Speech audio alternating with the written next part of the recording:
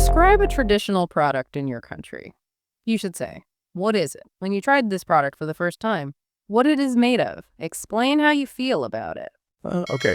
Well, I'd like to talk about a traditional product from India called the Nehru jacket.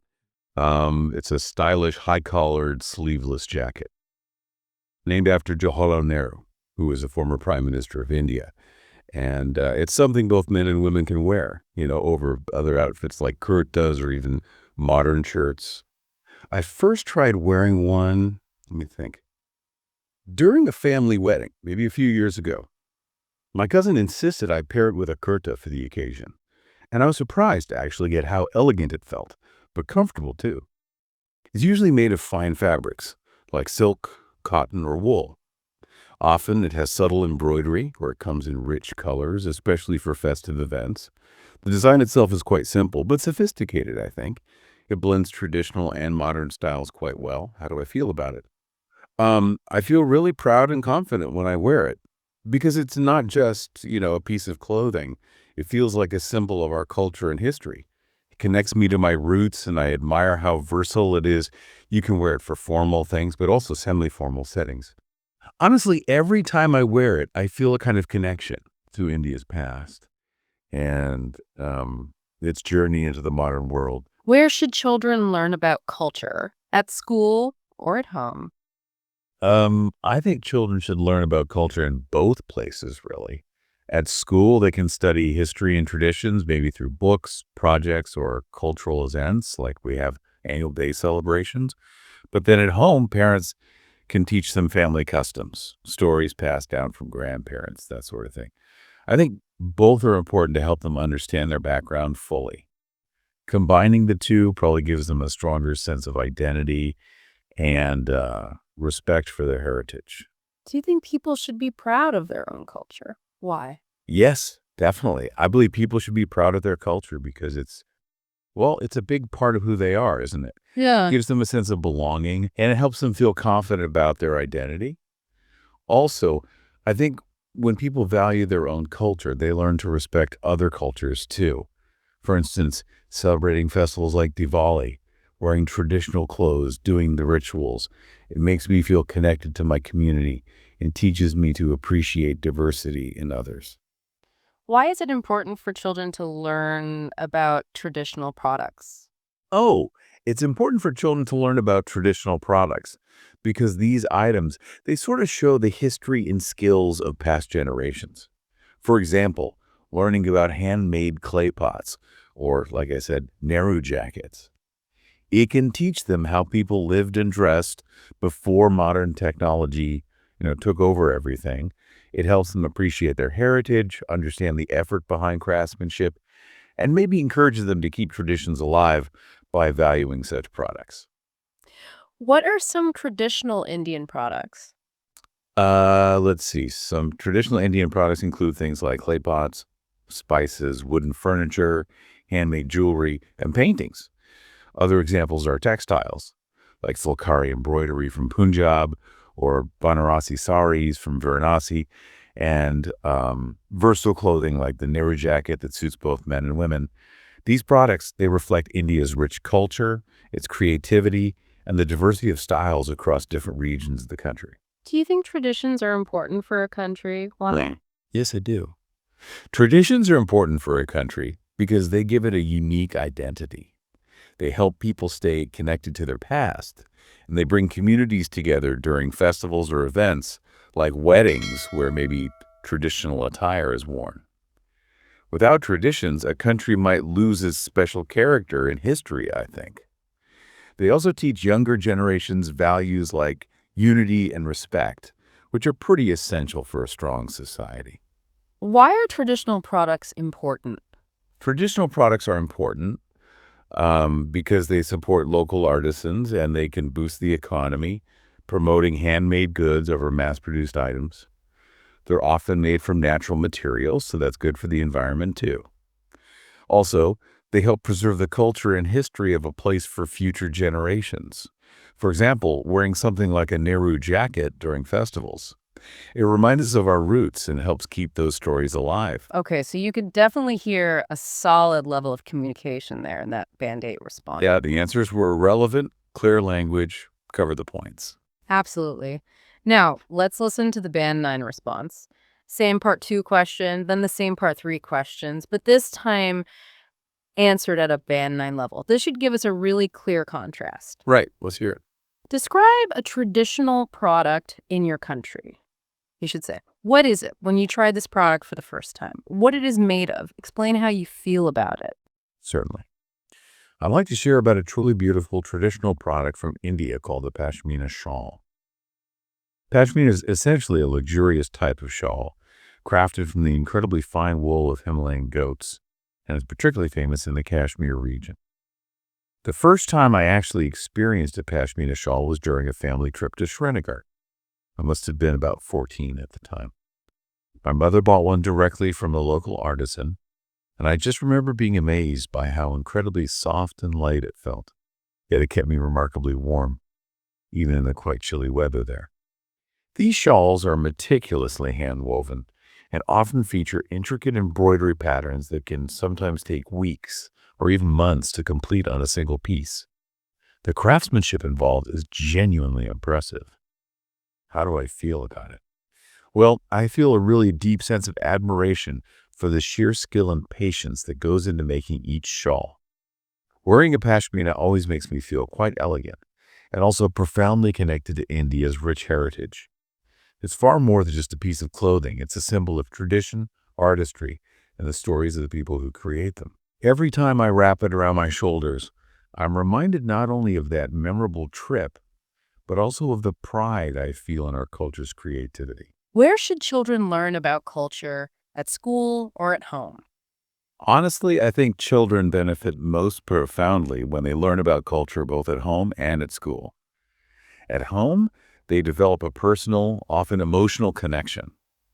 I remember my grandmother teaching me how to make traditional sweets for festivals, for instance. That stays with you. School, on the other hand, exposes them to a broader spectrum, to diverse cultures. And it actively encourages open-mindedness through organized events and classroom discussions. Combining both environments, I believe, helps children develop a genuinely well-rounded appreciation, not only for their own heritage, but for the traditions of others, too. Do you think people should be proud of their own culture? Why? Absolutely, without a doubt. Being proud of your culture actively fosters a sense of identity and belonging, which is fundamental. Hmm. For example, I personally feel a real surge of pride when I see Indian art or music being celebrated internationally. Furthermore, embracing your own culture inherently encourages respect for diversity.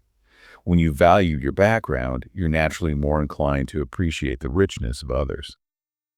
Ultimately, I'd say cultural pride can inspire confidence and a positive outlook, impacting individuals and communities alike.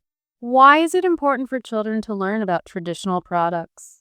Learning about traditional products connects children to their roots in a very tangible way.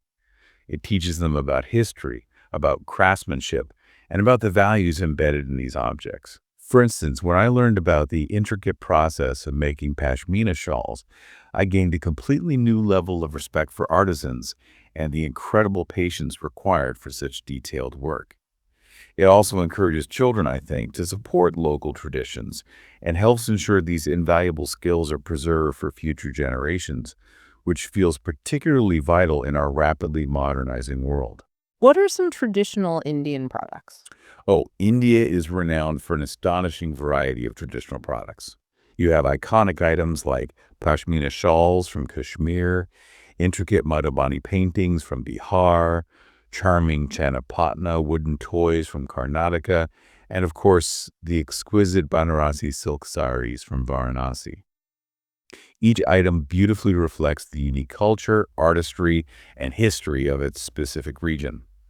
To give a personal example, my aunt owns a stunning Banarasi sari that's been carefully passed down through generations. It's truly considered a family treasure. Do you think traditions are important for a country? Why? Definitely, yes. Traditions are fundamental in giving a country its unique identity and character. They also serve to bind people together through shared rituals, celebrations, and practices. Think about national festivals like Diwali or Holi. They bring entire communities together, often transcending social or background differences.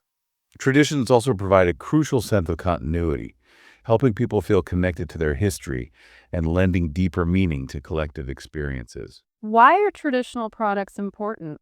Traditional products are vital, I would argue, precisely because they embody a country's history, its creativity, and its core values. Yeah. Beyond their cultural significance, they support local artisans and their livelihoods, helping to preserve age-old techniques that might otherwise disappear. They offer a tangible link to the past. For instance, when I choose to buy a handcrafted item from a village market, I feel like I'm making a small contribution to the survival of a unique art form.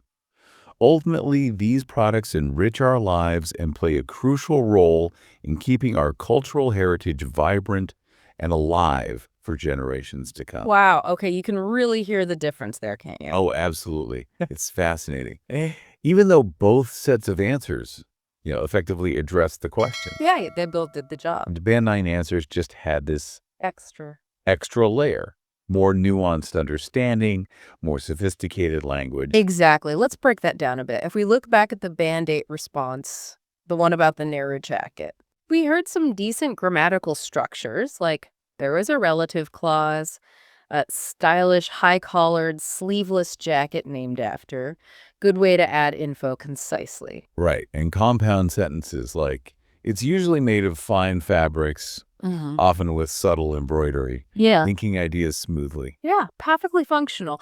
And the vocabulary was appropriate, elegant, yet comfortable, subtle embroidery, versatile. These words convey the meaning clearly.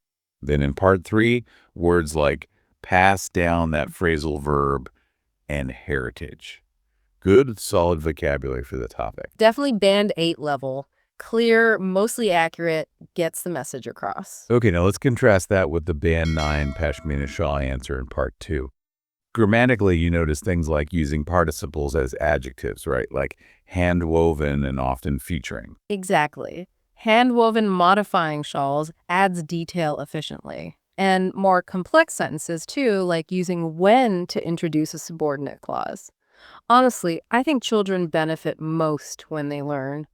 That shows a greater range of structures. And the vocabulary felt richer, didn't it? Words like luxurious, intricate embroidery, stronger adjectives than just subtle. Right. And phrases like craftsmanship is truly impressive or a deep sense of admiration, it conveys feeling more precisely. In the Band 9 Part 3 answers too, we heard things like fosters a sense of identity. Fosters is a great verb there. Or a surge of pride, using surge adds intensity. And well-rounded appreciation, a tangible link, that use of tangible really emphasizes the connection. It's more precise, more evocative language overall. So it's not just about using fancy words for the sake of it. Not at all. It's about how the grammar and vocabulary work together to express ideas with more precision, more nuance, maybe more impact. Exactly that. The Band 9 responses demonstrate a wider range, greater accuracy, and just a more sophisticated command of English overall. It allows for deeper meaning to come through. Which is precisely what examiners are listening for at those higher bands. Precisely. So by really paying attention to these nuances in both grammar and vocabulary, you, the listener, can get a much clearer picture of what lifts spoken English from good to truly proficient. That's a fantastic takeaway. So maybe a final thought for you listening. Consider a traditional product from your own culture, something that holds significance for you. Yeah, good exercise. How would you describe it? What specific words, what grammatical structures could you use to really capture its importance and, crucially, how it makes you feel? Exploring that connection, it can actually offer a really fascinating glimpse into your own identity and heritage, all through the lens of language. Definitely something to think about. Thanks for joining us for this deep dive today.